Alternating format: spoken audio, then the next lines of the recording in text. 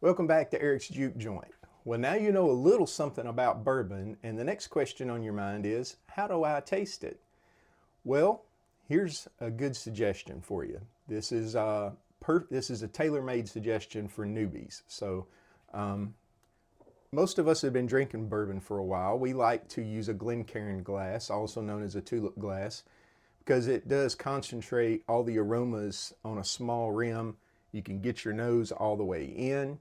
You can swish it around, move it from left nostril to right nostril, all the things that there are scientific reasons for to help us bring out the aromas and the flavors in bourbon.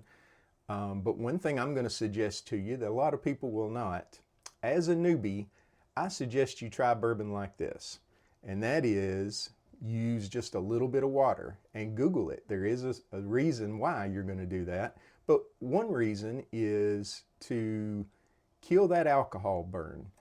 If you're new to alcohol, or maybe you've only drank beer or something like that in the past, and you're new to liquor, you're going to get nothing but alcohol burn the first two sips. And that third sip, you're finally going to start to actually taste the nuances of the bourbon. But you can fast forward that process and get to the third sip on the first sip by placing just a little bit of your water in your mouth and keeping it in there.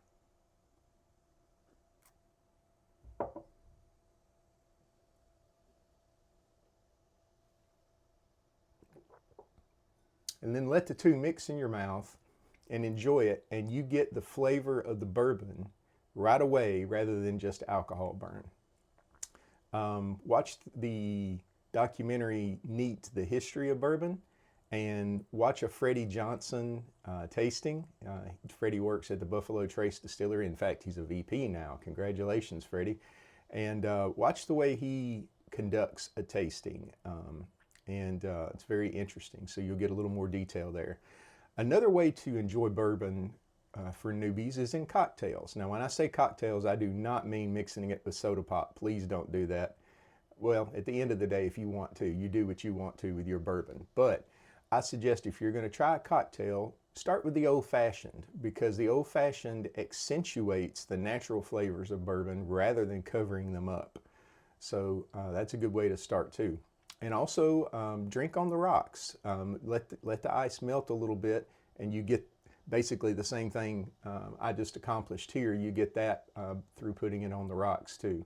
And so that's another way to give it a try. So at the end of the day, drinking bourbon is about how you like to drink it,